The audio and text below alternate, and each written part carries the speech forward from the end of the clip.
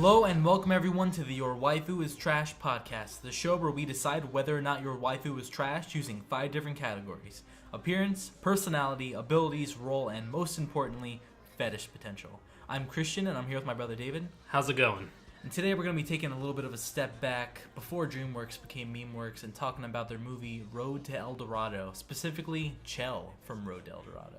I had a weird relationship with this movie growing up. I thought it looked like shit when I was a kid. You thought it looked like shit? Yeah, well, I saw the trailers, and Burger King was running some promotion where they had toys of it. And For whatever reason, Burger King made movies look like shit. yeah, they really did. I remember it was either Burger King or Taco Bell. They had Elf toys for the Elf movie, and I was like, wow, this movie looks like garbage. They had toys of the Will Ferrell Elf movie? Yeah, it was really weird. That is weird. Anyway, I got a Burger King toy of, like, the Jaguar monster from this movie, the big cool. statue. I would have loved that as a kid. I thought that it was like a dog in the movie because the toy was so small compared to the other toys. It wasn't to scale or anything. So I was just thinking, man, this movie looks like it's got some really happy guys just cutting vines. Yeah, it didn't appeal to me. Cutting vines? So my parents bought the movie for me on VHS for Christmas. This is a long time ago. Yeah. And man, I got fucking enraptured by this movie. I loved this movie to death when I was a kid. This is finally your episode. You wanted to talk about Shale. I wanted to do an episode where we talked about a female character that I really liked or had some kind of attachment to. I see a big drawing of a butt on your paper. You're normally the drawings guy, Yeah. so here you go. This is your time to finally throw it back in my face. Something about this movie really caught my sense of adventure when I was a kid. Yeah, me too. I guess there was, Dragon Ball Z was on the air at the time. Not a lot of adventure in the lot media. of Land Before Time going on. Land Before Time. It wasn't that long ago. Oh. Wait, how old is Land Before Time? Land Before Time came out in, I think, 86, 87. Holy shit, Land Before Time's old. Yeah. Damn. They've been looking for that leaf for a while. They're still looking for that damn leaf. They found the leaf. Now they're learning like their ABCs and shit. That series has totally changed from a metaphor about life after death to Barney singing songs about cleaning up. Didn't know that. My fear of water monsters came from like the third Land Before Time movie when they fought an underwater dinosaur. Freaked me the fuck out. They did that? Yeah. Was it like a mosasaurus? It was something similar to Mosasaurus. I'm not cool with water dinosaurs. I always liked plesiosaurs. Those are the ones with like the long necks and shit, right? Yeah. Yeah, they're cool. They look cool. Like Nessie. My frame of reference for plesiosaurs is Mario 64. Dory. True. Scared the shit out of me when I first saw Dory, but Also, you could trust Dory. Clanker from Banjo-Kazooie. Clanker from Banjo-Kazooie, yeah. He wasn't a plesiosaur. He was just a giant robotic trash-eating shark. I mean, when you grow up, you realize he's based as hell, but yeah, you realize he's friendly. That first time you're swimming through the tunnel and you see him, his mouth is opening and he's got this it's so scary as a kid. Yeah, water levels in general when you're a kid are kind of eerie, but having that shit stare at you. I didn't quite grow up with Mario 64, but the eels in those games. Yeah, the eel is pretty freaky. The Road to El Dorado. I don't even know how to get back to it. So around this time, you're saying there weren't many movies that were capturing you. There weren't a lot of adventures. You had stuff like Hercules, where a lot of the movie... Fuck anyone who doesn't like Hercules. Hercules is a great fucking movie, one of my favorite Disney movies. If you don't like Hercules, fuck you. I loved Hercules. I still love Hercules. It's a fucking great movie, but it's a very situational movie. It's not quite an adventure. It's more... You said the other day it's kind of like a sports movie. Yeah, it's kind of like a sports movie. Olympics. Even the fights, it almost feels like there aren't consequences behind the fights. It's kind of like, you lose contest for now, but yeah, it's a contest movie. I don't know. We had movies like that. We had movies like Mulan, which she goes on an adventure, but it's still very much. There's no sense of whimsy in Mulan. It's entirely, I have to save China. I'm doing this for my father. The Road to El Dorado has this like, fuck it, we're gonna roll the dice, and wherever they lay, we're going to go out and make an adventure. You know what Road to El Dorado reminds me of? What? Kind of reminds me of Princess Bride. 100%. Yeah, it's a bit of like a really wacky animated version of it. Yeah. Well, and in the fact that it's a really fun adventure. Yeah, it has modern sensibilities, which they're overplayed now because of Shrek. But back then, Princess Bride was really the only one that gave you a fairy tale where people talked like they talked modern day. The Road to El Dorado is very similar. Looking back at it now, it's it's definitely showing its age. The jokes are kind of corny. The animation, while the animation is beautiful for the most part, the CGI has aged like milk. We just rewatched this last night to kind of refresh ourselves so we can take notes on Chel. Yeah. And the CGI didn't hold up at all. For the most part, the movie's beautiful. The animation is fantastic. That one song towards the middle of the movie. Which one? Great to be a god or something. Oh, it's tough to be a god. Tough to be a god. The animation during that entire scene is like really fucking good, nothing's right? gonna touch it. It's so full of energy. The movie looks great. The colors are fantastic. The lighting is some of my favorite lighting done in any sort of 2D animation. I'm glad you noticed that. Lighting's really good. But man, the CGI, especially towards the climax of the movie, it got pretty rough. Yeah, some parts of the movie you can tell may have been a little rushed. I don't know what was coming out around the same time. I think Chicken Run was their next movie, or their movie before that. It was the previous movie. It was? Yeah. Oh, well, I guess they had Shrek come out after that, didn't they? Fuck, yeah, maybe. When did their religious movie come out? Oh, Prince of Egypt. The Prince of Egypt. That was before Chicken Run. Another really good movie. Yeah, you can tell the same animators worked on this. Yeah, totally. I don't know if the animators are like super religious and Christian, but it kind of comes off that way, the way that they draw people. Yeah, true. What is it about religious artwork? Yeah, I don't know. It's strange. You can look... I can't even say artwork because it's not present in like Michelangelo's paintings or anything, but there's something about modern Christian animation where everybody's drawn with these big, bright eyes and their hair is so flowy. Yeah, I don't know. It's got a really distinct art style too. I know exactly what you're talking about. You can look at Donkey Ollie and you can kind of see the same thing. But it looks great here. And again, it has nothing to do with religion. I just think it's because they had the same team who had worked on the Prince of Egypt. So watching this when you were very young and impressionable, as did I, Shale probably made a huge impression. Fucking love Chel. Before we get into the nitty-gritty of this episode, I just want to say this is probably going to be colored a lot by nostalgia. Yeah. I'm really trying to separate it from nostalgia. Less for me. I have less nostalgia for this movie. I did watch it growing up and I really liked it, but I was more of a Sinbad kid. Another really good Dreamworks movie. I was into the main villain from that movie. What's her name again? Chaos? I think her name was just Chaos. She was Eris. Eris. I was confusing her from someone from Billy and Mandy for some reason. Yeah, that's also Eris. Oh shit! Yeah, just a different interpretation. Okay, I have a thing for Eris. Sinbad was more my movie. It was it's very similar where it was like a really cool adventure, great animation, bad CGI, sprinkled throughout. But I'd like to rewatch that one, and because you're more connected to that movie. Yeah. Do you want to do Eris on this podcast? Yeah, hell yeah, I'd love to do that.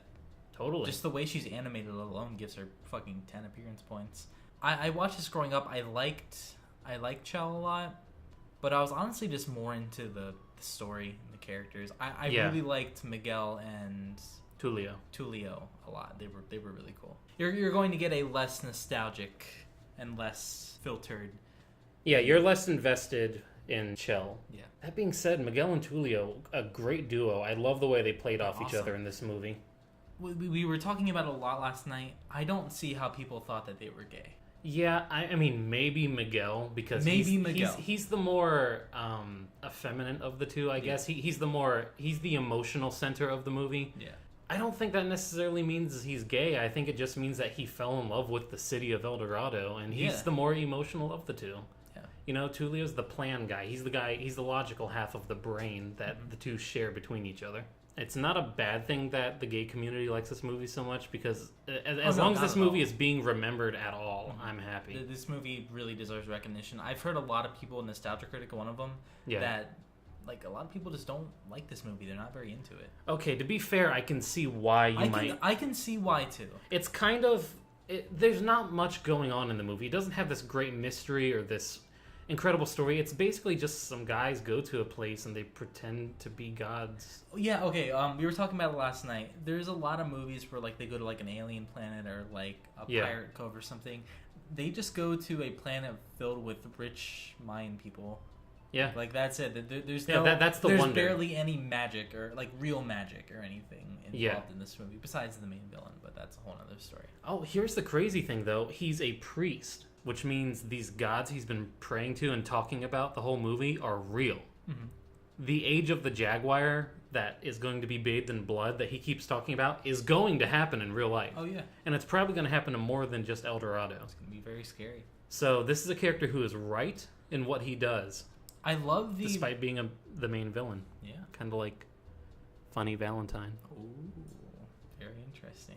I like the religious themes in this movie a lot. You picked up on it? Yeah. As a kid, I didn't get it at all. I just looked at the pretty colors. But as an adult, there's a lot of underlying themes of like atheism and, you know, whether or not to believe in crazy where shit. you put your faith, whether or not you're worshiping in a place of love or out of fear of some kind of judgment. There's a big fear of God theme, and it really goes to show that I was thinking last night, if there were some sort of prophet or God that showed up, a lot of people would be like killing themselves and like doing really nasty shit for this God.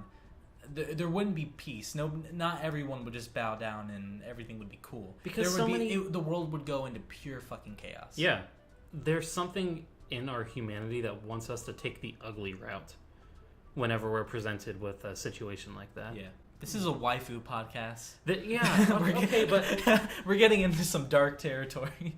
I get it. And, you know, the people of El Dorado, they're always portrayed as, you know, nice people. They're always drawn, you know, very attractively. And I don't mean that in a sexual sense. I mean it. The city, you kind of want to live there. Even the emperor, the big fat dude, what's his name? Chief Tanabak. Chief Tanabak. I get what you mean when you say characters are drawn attractively. Chief Tanabak, yeah, he's not attractive. I don't want to bang him, but he's a healthy big he's dude. The nicest looking fucking guy. You want to be his friend. You want to get a hug from this fucking guy. Yeah, he looks like a great guy. It seems like a very nice place to be. These people, they don't feel like they would follow the religion that Sekal Khan, the main villain, follows. Mm-hmm. But, you know, he's got the power. These gods are real. The age of the Jaguar is coming. Man, we're the only podcast that does this. We talk about the age of the Jaguar? Yeah, dude, we reel you in with like hot girls in the thumbnail. Then we start talking about the age of the Jaguar. Well, let's get to the hot girl. You know, I think we've talked enough about the movie, what it means to us. Do you want to give some trivia about Chel before we dive in? Yeah, I got a couple pieces of trivia before we hop in. According to the wiki, now the wiki had some really weird facts, some involving like Chicken Run and stuff that I'd rather not get into. So take all this with a grain of salt. Apparently, Shale is the first Dreamworks princess. I did not get that she was a princess. I thought she was like a slave worker. I guess in order to be a princess, you just have to be a main female character in a movie that's animated. Apparently, she's a princess, according to the wiki. You know, Disney is always lumping in Alice and fucking Mulan as Disney princesses, so they're totally not. I always thought that was funny when they made Vanellope, how they made her the first Disney president. Yeah, that was a funny little play on expectations there. I've been subverted. Another fun little trivia about Chel. She's also the first blowjob depicted in a DreamWorks movie. Were you ready for that scene? No. Okay, for those of you who don't know, there is a straight up fucking blowjob joke in the middle of El Dorado, and it's not even like implied. No, this is very explicit. Yeah, like Tulio is straight up getting his dick fucking engulfed. His eyes are rolling around and shit, and then you see Chel lift up her head, and yeah, he was getting a blowjob. This was the not only that, they go back and they make another joke about it later. Yeah, while he's like sipping on a drink all sexually and he's looking at Chel, and he's essentially blowing his straw. Yeah, which says a lot about like what the fuck's going on with Chel. Yeah. Why would he be implying that he'd suck on Chel? No, I don't think he was implying that. I thought he was just like, yeah, you gave me a blowjob. Look, I'm doing a funny joke. Oh, he was being playful. Yeah. Now, see, that part always went over my head. I never even caught it. This is happening during a sad scene with Miguel, where he's trying to convince himself that he doesn't have to leave El Dorado and he can go on without Tulio. Yeah. And the camera is focusing on Miguel on that scene, so I was always taking in his sadness, and I didn't realize Tulio was filleting a straw. Yeah, it's really funny. DreamWorks is known for like their crude humor and Shrek and stuff. Yeah. But it was way more subtle in their previous movies, and it made it a lot more funny. I think so. Final little trivia fact. I didn't know the name of this creature, but Chel has a little armadillo named Bebo. Bebo the armadillo. Bebo's cool. Right? I had a plushie of Bebo. What? Yeah, totally by accident. I don't even know how I got it. It was like a ball, and then you could uncurl it, and it would turn into Bebo. It was like a transforming plushie. Nostalgia Critic talking about Nostalgia Critic twice in an episode. That's weird. And remember in the commercials, in like his very first commercials episode, he talked about those plushes that were like footballs and soccer balls. Yeah, they were made to advertise the Olympics that year. So did you have a Bebo version of one of those? Pretty much, yeah. That's really cool. And I think that actually came out before those toys were popular. Oh shit. Yeah. Okay, we've spent 19 minutes talking about our love for this fucking movie. Now let's go into Chel. Let's get up in Chel, see what Chel's all about. I would like you to start because I feel like you're like way more passionate about this character. I have a lot to say, don't get me wrong, but I feel like you've been waiting for this opportunity. Okay, so we've been wanting to do one of my waifus for a while, and I've always considered Chel to be one of my favorite women in animation. Whenever we're talking about who to do next, and I'm like, David, you pick. I want you to pick this one. You're always like, let's do Gruntilda from Banjo-Kazooie, and I'm like, what? Dude, because Gruntilda is fucking great. She's one of my favorite villains ever. She's a great villain, but she ain't no one's waifu. We will save the Gruntilda discussion for another day. So you picked Chel, we rewatched the movie, so here we are. I'm going to let you go ahead and start with appearance. Okay. The moment you look at Chel, you're immediately going to think she's hot. Yeah, I don't think anyone can look at her and not think that. Yeah, even if you're not attracted to her, she's coded as being hot. I don't care who you are or what you identify as, Chel's hot. She is a love letter to every fucking urge a 13-year-old boy could have. Okay. But beyond that, they are able to push her expressiveness so far that, you know, she's goofy a lot of the time. That is one of my favorite aspects about her design, is she's very expressive. I talked about it in the Mavis episode. I really like when girls are expressive. Yeah. Contrary to what you might believe. You might think that I like stone cold, quiet girls. I never got that from you. No, but I really like girls that are expressive. Who wants to date someone who is just quiet and face forward? Like, I like to know how you're feeling and what's going on and like what you want to do and stuff. And she's so expressive. I'll always be able to know how she's feeling, and that's always a great thing. You know, I don't mind being subtle with your emotions. I like subtlety too, but in the case with Chel, it's hell yeah. But you know, it's beyond just her facial expressions. Her entire body is expressive. Yep. Her lead animator, I forget who it was, but holy shit, what a dream job that guy had. Whenever she's on screen, she doesn't move like a normal person ever. She can't just walk across the screen. She could do it in a sexy way. She could do it in like a stealthy, almost animalistic way. I like how her little crouch scuttles that she has throughout the whole movie. She just moves in such a weird way that I've never seen another character really animated quite the way that she's animated. Yeah, it's incredible. Now, whenever we talk about other waifus, you always mention the body type. You're always like, not my type. Yeah. This is your type, right? This is everyone's type. This is, she's very appealing. Yeah. I like this body type. I don't know if it's my favorite body type, but her personality, it totally fucking works with her. Yeah. The way that they designed her clothing around her hips and her figure, totally. It's really subtle clothing, but it fucking works for her. She's able to wave her hair in a way that just tells you everything you need to know, that she's willing to use her assets to get what she wants, but, you know, there's this subtle, almost sadness in the way that she's expressive sometimes. You feel like she's in a bad situation, but you don't know the details. Okay, it's not sadness, it's boredom. And that is... You think she's bored? Oh, dude, she's bored as fuck. We're gonna talk about that when we get to personality, and that's where I really relate to her. But for now, I love her body type. She reminded me of Chun-Li. Yeah, big thighs, strong long legs. Love it. There is something that I don't quite like about her design, and it's not necessarily a bad thing, but don't you think she looks a little too much like the other villagers? I guess you could say that. El Dorado doesn't really have a lot in the way of variation when it comes to its people. Yeah, they look very similar. The people are more... They stand out more because of their body type than their clothing. Okay. I kind of like that. It's a little bit in contrast to Spain, where we see for a brief glimpse in the beginning of the movie, where your thuggish people will be like big, strong, chubby, strong-looking guys, and your guards will be these like very built, proper-looking, standing up straight kind of guys. Yeah. Everybody has a very distinct design in Spain, but once you get to El Dorado, people are only differentiated by their body types. And can I just say, Shel's skin tone, along with like the golden lighting of El Dorado, yeah, like, dude, the lighting on her is fantastic. The lighting on everything in this movie is fantastic. Chel, for some reason... Okay, it's not even just Chel. Pretty much everyone that lives in El Dorado, their skin complexion just glows in that light.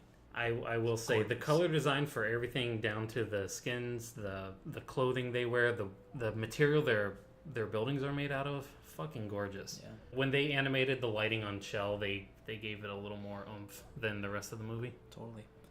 I like her voice actress a lot. She's very traditional, but again, she carries the kind of sassiness. I like her accent. It's not quite the Hispanic accent that the other characters have. It's a little more street. It's not in your face either. When we were watching the movie last night, I noticed everyone kind of had an accent, but it was very subtle, and only a few keywords you can really pick up that they had those accents. And I really like Chel's voice actress a lot. Her voice actress really conveys that Chel probably grew up on the streets. She's probably not the richest or the most well-regarded person in this town. But the streets of El Dorado are pretty rich. They are. I don't know, she has this sassiness to her. She has this knowledge about her that the rest of the people of El Dorado don't seem to have. I think it's boredom. You think she's just totally bored of the place? Yep, and I think we should go ahead and wrap up appearance right now so we can hop on into personality. Overall, I'm giving Chel's appearance a 9. I love her design. I think she's really hot. I think she is just pleasant to look at. Yeah, she's really gorgeous. I'm going to go ahead and give her a 7. Yeah? A light 7. I really like her design a lot. She's really gorgeous, but I never had that, like, real connection. You want her to stand out a little more. Yeah, I feel like she kind of blends in with the rest. rest. Agree. I think that's the only reason I didn't give her a 10 was because, she is kind of just a villager. Her animation alone does make her stand out, but I do feel like she looks a little similar to the rest. But either way, it's a great design. I love everything they did with her in the movie. I just don't have that real connection to her that you had, so I can't really give her any more than that 7. I totally get it. And your score is probably more accurate than mine. Yeah. Personality. Okay, I would like to start. I'm bored out of my mind a lot of the time. Yeah. I am so fucking bored. So when I see Shale and I see her wittiness and her charm and her just kind of seductive nature overall, when I see that, I think it's because she's bored. Yeah. She has lived in this place her whole life. It's a great place, don't get me wrong. But she sees these two dudes come in who are completely different from anything that she's used to. Yeah. And she's just eyeing them like, oh my god, this is a new thing. There's like adventure and exciting things going on. I have to find a way to like hang out with them. And she does. She's really interested. She's kind of, being a little seductive towards both of them, not necessarily one. And that just tells me that she's really just trying to inch her way in any way that she can. Everything she does, all of her little cunning operations, her moves, her plays. Yeah, her moves, her plays, and just the way she works around everyone in the cast. She's just trying to have fun. She's able to spin almost any situation into her favor. Yeah. I mean, even after they strike the deal later in the movie, we see that she's negotiating on how much of the gold she gets to keep after they get to Spain. Like, she's thinking far ahead. It's something new for her.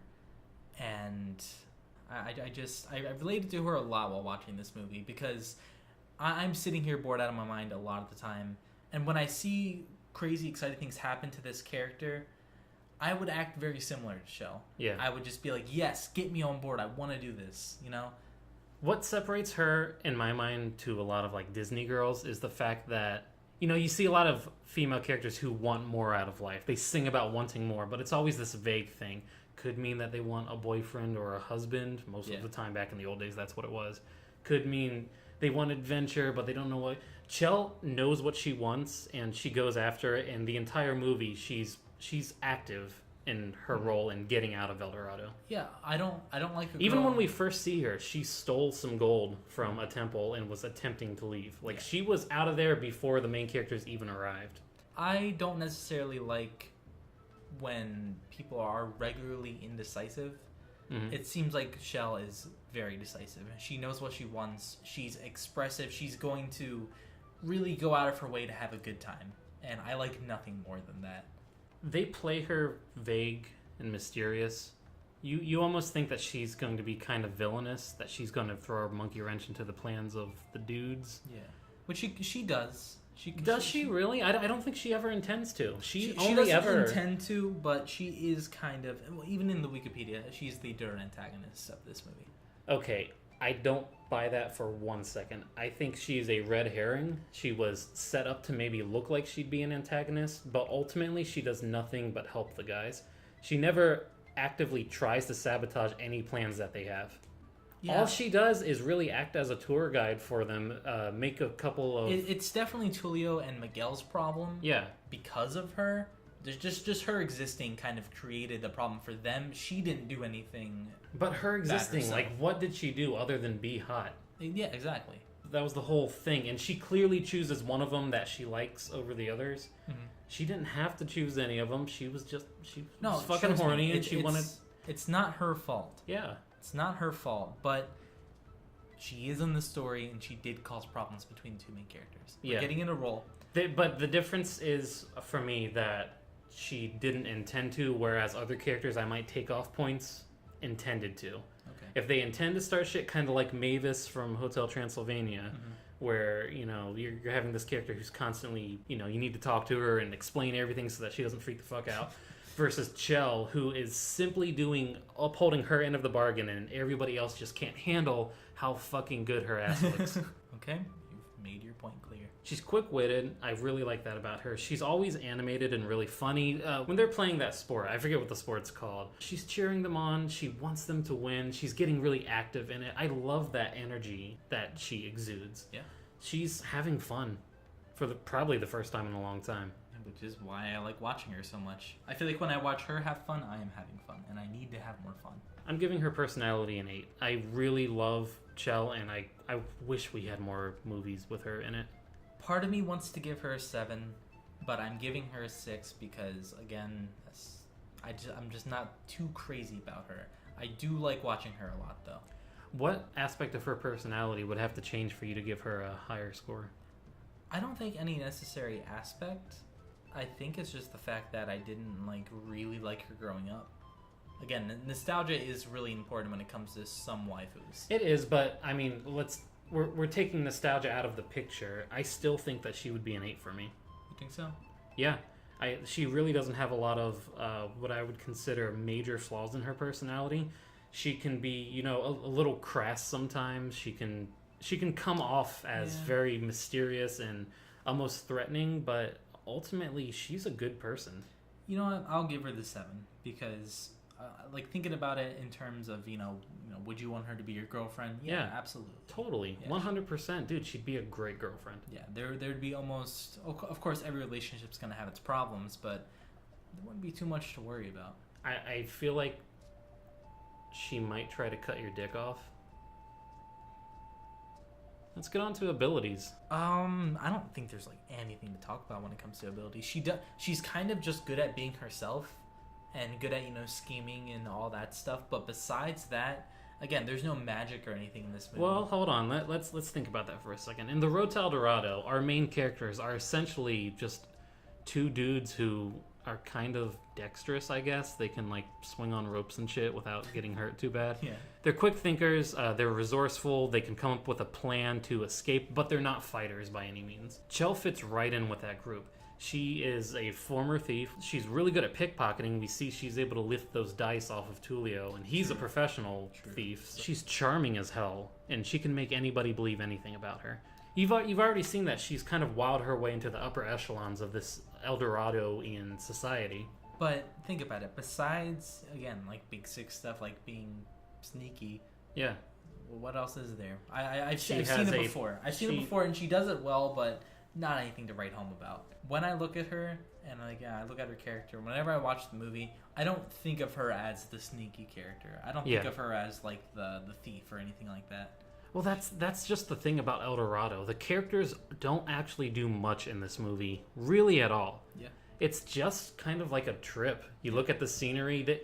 There's an action scene right in the middle of the movie, and then everything else that can even be considered action is just them surviving some kind of water event. Water event. There's several water events in this movie. Yeah. So yeah, she doesn't really have a scene where she has to steal something. She's just kind of there. There's nothing wrong with that. It fits the narrative, but... It's a thing with the movie. The movie is more relaxing than a lot of people might think. There's no big battles or anything like that. But as far as abilities go, I can't give her anything more than a 2. 2? Really? Yeah, 2. There's virtually I think she'd nothing. be useful on your side, man. She would be useful, but really nothing I haven't seen before. And even then, she's not even really known for her abilities. I'm giving her a 5 in abilities. Yeah, she's kind of a normie when it comes to abilities, but I'm not going to let that detract from other characters that I would have liked, but they don't have a superpower, so I can't like them. I don't dislike her any less because of her abilities. I think in the real world scenario, she's got a lot going for her. Okay. She also has an armadillo that lets her control the outcomes of sporting events. That's Bebo's abilities, not hers. She controls Bebo. She owns Bebo. Yeah, you have to look in the official art book to get the full story, but Bebo is actually her familiar. Okay. She can see through Bebo's eyes. That's not canon. Yeah. You don't remember the scene where she's like, Bebo, what see you? No. No, I don't remember that scene. Other than that, her only thing that she brings to the table, and actually the only reason that they team up with her in the movie is because of her knowledge of El Dorado culture. But that's not going to really translate into real world unless she can take you there. And then suddenly you get to go to the real El Dorado. That place is blocked off as fuck. Yeah, by the end of it, Yeah. Okay, what's actually blocked off though? Like, we can climb those trees that are around the place. Cortez couldn't. I think El Dorado's in a big cave, pretty much. No, we see the sky. Yeah, big cave with a big hole. Oh, you could climb. Okay, so if she's your girlfriend now, just take a helicopter. True. Yeah. Roll. Again, she didn't, cause any problems, but she is the reason that the main duo splits up. And I don't necessarily like that in movies when a girl splits two guys apart. Okay, here's the thing. This they were thing gonna. that happened a lot in the early 2000s with a girl splitting a group of two cool dudes apart. Okay. It's done a lot. Pause that. I have to get this out here now. Go ahead. They were going to split up and have this whole fight regardless of whether Chel was there or not. Miguel wanted to stay in El Dorado. Tulio didn't. That was the main driving force between them having to separate. The fact that Chel was there, it was almost irrelevant. Yeah, there's a scene. It was still a part of the movie. You can't deny that. Okay, there was a scene in the movie where Miguel walks in while Chel and Tulio are having some weird fucking dirty talk about leaving Miguel behind. But it's more that was like a fucking boner fantasy. That wasn't canon. That's not what they wanted to do. It happened in the movie. It's there. You can't deny what is there. Tulio was sweet talking her, and he was like, "I want you to come back to Spain with me and Miguel." Either way, mostly me, just me. Forget Miguel. It was a joke that Miguel overheard. In the very beginning, Tulio said, "Hands off. We can't fuck with Chel," and he does. He was kind of seduced, and he kind of forgot about Miguel for a bit. You cannot deny that. It's in the fucking movie. I get that. That was Tulio's temptation. It's besides not, the again, gold. I know it's not her fault. She didn't do anything wrong, but it still happened. That is still her role in the story. It's a part of her role in the story. I think it's part of her role as a red herring. You think that she's going to be more villainous than she actually is. No, I don't think she comes off as when you first see her. I didn't think villain at all. I don't think many people did. Perhaps when I saw it, I was like, okay, she's gonna betray them. No. So again, I don't think there's anything necessarily wrong with that character type. I've just seen it before. While she's always interesting on screen and she's doing a lot for the plot, as far as her role in the story goes, it's fine. It's like it's a total 5 for me. I'm giving her a 7. I think that she's really integral. You could take her out of the plot for the movie, and the movie probably wouldn't change too much. But dude, she's just like fucking. What are you talking about? This is how you talk when you talk about Mavis, dude. Yeah. I don't know, dude. She's fucking cool. You act like Mavis is my waifu for laifu. She ain't. She's just the first one that comes to mind when I think of an episode you gushed over. Okay. She adds this kind of X factor to the movie where you don't know if you can trust her. She's one of the only people that knows the secret of these two dudes. If she blabs, they're gonna get their fucking heads cut off. Okay. Is she gonna let that happen? Is she actually interested in Tulio, or is she just trying to play him against Miguel? And then in the end, you find out no, she's just been genuine. You've let Again, the femme fatale idea. I don't think everyone thought that she was a fucking bad guy. I think that was just a you thing. Okay, I'll let you take my roll down from a 7 to a 6. Cool. Does that make you happy? That sounds about right. I think 7's way too high. But when it comes to Chel, I'm not looking high. I'm looking low. I'm looking low too. Shall we get on to the most important part of our podcast? Yes, we shall. Fetish potential. It's all about the ass. All about the ass. You have how many asses written down on your paper? Ass, and then a drawing of an ass. Cool. That's a Big Sean song. Ooh. Do you want that as the opening song? Maybe. Okay. It's a really bad song. I hate it, but fuck that song. yeah, Dude, no, I can find a better song about asses. Okay. So yeah, we agree that she has quite the animated ass. Her whole bottom half is just Yeah, her center of gravity is entirely ass-based.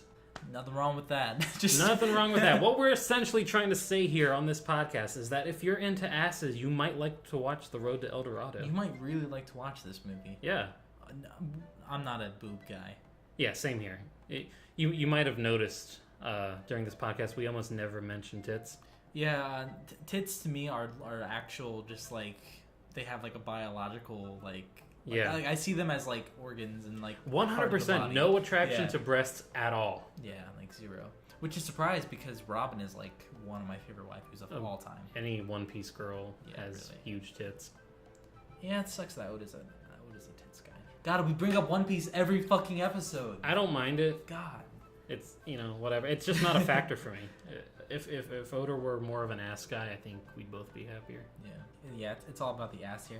She likes back rubs. She likes giving and receiving back rubs. Dude, back rubs are awesome. I'll give a fucking... Dude, I give wicked back rubs. Oh, dude. You know what? When she gets old, though, when she's like a grandma... I was thinking when she gets older, she might look like the chief.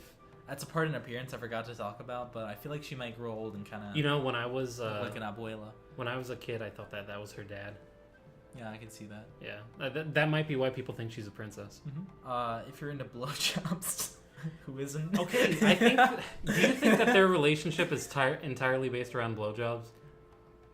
Dude, probably. It could be what they're both into. They both just like blowjobs. So, if you're into that, again, who isn't blowjobs? Blowjobs.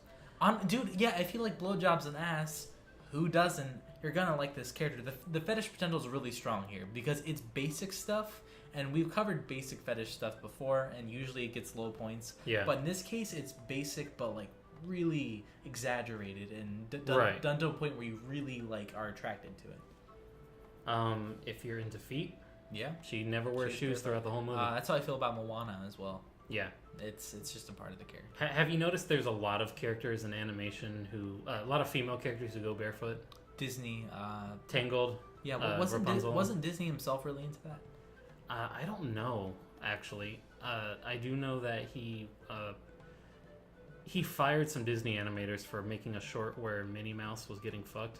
Oh shit, really? They made it for his birthday as like a joke, and he was like, "Get the fuck out of my office!" No and way. he was very close with his animators. They were like family to him. For him to be angry enough to fire them over that, he was fucking livid. Dude, he would be upset at the internet. Yeah, it would be. He always considered those characters to be like family to him. So I guess it would be like your friends all got together and made an animation of your mom getting fucked by Mickey Mouse for your birthday. Dude, have you noticed, like, at the end of these episodes, it always ends up in a weird fucking place. Like, specifically right after Fetish Potential, we always get into a weird conversation. And then we get to the date segment, and, like, it just goes way off the charts. I think people like that about us. I think so. I hope so. So, yeah, she's got the whole foot fetish thing down. I haven't seen a lot of artwork depicting that, which is weird. But she doesn't, like... She's not framed in that way, the way that Jury is. Yeah, she's not. But it is there. It's again, her whole lower half is very sexualized. Yeah. Period. Well, the upper half too. If you're into super expressive faces. I'm very much into super expressive faces. I'm giving her a 6 in fetish potential. Me too. I gave her a 6. Yeah. Like you said, the stuff that's there is kind of basic, and throw a rock and you'll hit a picture of an animated woman with a nice ass, but really, Chel, she rocked it more than anyone else did. She truly does. And again, I think it has to do with her animation. They animate her hips swaying all the fucking time. Yeah. Her center of gravity is entirely based around that ass, and it works for me. Yeah, works for me too. So looking at all my scores, I came out with a final score of 34 out of 50. I thought that she would be higher for me. I thought she was going to be way higher. I tried to look at her as objectively as I could. I ended up with the final score of 26 out of 50. Respectable, about where I want her. Yeah, so she's like very middling for you. Mid-tier, but I do really like her a lot. Like, I will watch the movie and be very excited to see her. If you like Disney movies and you're into animation in general and you haven't seen this movie, you really owe yourself to watch it. It's really short. It's a short movie. It's like, what, an hour and 10 minutes? An hour and 10 minutes, maybe even an hour and 5 minutes. Yeah, it's a super short movie. It's worth your time. Just beautiful animation. There's a couple good Elton John songs. I didn't like most of the music. I didn't like most of it either, but it's not bad music. It's just like pleasant while you look at the visuals. Yeah. None of the songs like grated on me, kind of like the way some of the worst Disney songs can. Yeah. So what's our final score? Our final score is 60 out of 100. Pretty good.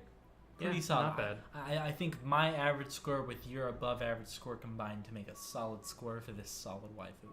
More squishy than solid. Probably. Where would you take Chel on a date? Dumpster diving. Dumpster diving. I would like to go dumpster diving with Shale.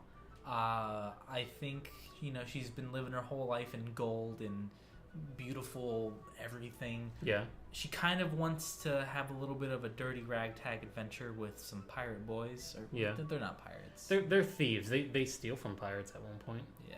So I think she wants to have a more rough time. I would like to go dumpster diving. I've never done it. I think we could both. Dumpster diving is about as rough of a time as you can get. Most people go camping or some shit. Nah, dude, we're going dude, I'm sure we can find so many like cool artifacts and stuff. I don't know. You're going to find cool artifacts in a dumpster. When the fuck are you gonna find an artifact in a dumpster? I guess it depends on which dumpster. Yeah, I was about to say which dumpster. I go right to GameStop for some reason. Oh, you want to just use Chel to help you find old copies of Morrowind? No, not Morrowind. Oblivion, then? Maybe. Okay. I don't know what kind of shop we're gonna go to. Okay, to be fair, when you told me you're going dumpster diving, I immediately thought medical waste. You'd be like swimming in a puddle of ears and fetuses. What kind of dumpster are you talking about? Well, I'm thinking that you're... dumpster diving, you idiot. You're going like Publix and... Okay, but have you ever jumped into a medical waste bin? No. You find all kinds of interesting things. No, but I saw a medical waste bin when I was a kid and it said biohazard on it, and I was like, dude, that's the last boss of Sonic Adventure 2. They know. I always thought that's the Japanese name for the Resident Evil series. Now we both know how I feel about the word biohazard. I would like to go dumpster diving with her. You know where I'd take her on a date? Where? She's got this thievery about her. She's a rogue. Gotta like those girls that have thievery about them. Yeah. I'm taking her to the Vatican City. You know what? She wants to travel around the world. She wants to see what else mankind has created. The Vatican has some of our most beautiful artwork. She can see the Sistine Chapel. Don't you think she's like kind of tired of seeing all that shit though? It's totally different shit. This isn't, an Aztec temple made out of gold. We're talking like the statue of David. We're talking about... Yeah, but I feel like she wants some more real time. She's kind of tired of all Let me get to that. I'm luring her in with the you're culture. luring her. Okay. What I'm really going to do is I'm going to help her learn the importance of Christ's teachings. You see, I think that Chel is an atheist. She immediately renounces the idea that these two men are gods in this movie.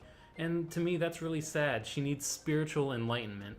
And the only way to do that is to get some God in her. We're going to the Vatican, the epicenter of Christianity. She's going to learn scripture. She's going to learn the beauty of Christ's love and the importance of his sacrifice for us. And she's going to be a fuller person because people aren't actually going to think that we're like a Christian podcast now. We're not. You know what religion we are, though? What? It's not necessarily a religion, but we're pretty big fans. Of? Quick Draw McGraw. Yeehaw! Draw McGraw. Yeehaw! Yeehaw. Well, waifu for laifu. Does Chel unseat Lammy? Do you think she does? I like Chel a lot. Who do you want to fuck more, a lamb or Chel? I'd have to go with Chel. Yeah. But at the same time, We don't just care about sex on this podcast. No, not at all. We're more cultured than that. Fetish potential is only 20% of our final grade. Yes. I don't think Chel's going to be beating Lammy today. I know for you it's really close, but we got to come to an agreement. I would give hard it. No. I would give it to Chel, but because we don't agree, then Lammy retains her title. I think it's really strange that Lammy's made it so far. I was really worried that we were going to keep Nami forever. It made sense with Nami. Yeah. With Lammy, it's more out of left field. It's so strange every time we talk about another great waifu and Lammy somehow still wins. It's very strange. I think it speaks a lot to how much we like girls who are just cool, who you can just chill with and do cool shit with. Yeah.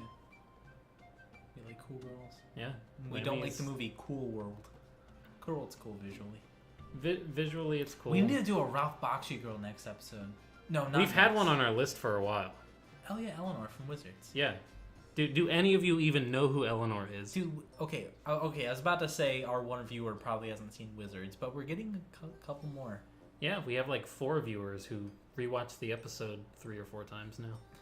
Yeah. Proud of you guys. Yeah. Thank you all for watching. You're all fantastic. We appreciate all of the support. Make sure to like, comment, subscribe, do all that fun stuff. We really appreciate it. Any sort of feedback at all is always appreciated, no matter what kind of feedback it is. If you want to email us, that is waifutrashpodcast@gmail.com. Our Twitter is waifu_podcast. Our Facebook is the name of the show. And if you really like what we do and you want to support us on Patreon, which is something that we would really appreciate, that is your Waifu Is Trash. David, do you have any last words? I'm changing my name from David to Father McGraw. Father McGraw. Father McGraw, and you can be Father's secret squirrel. Do it for her.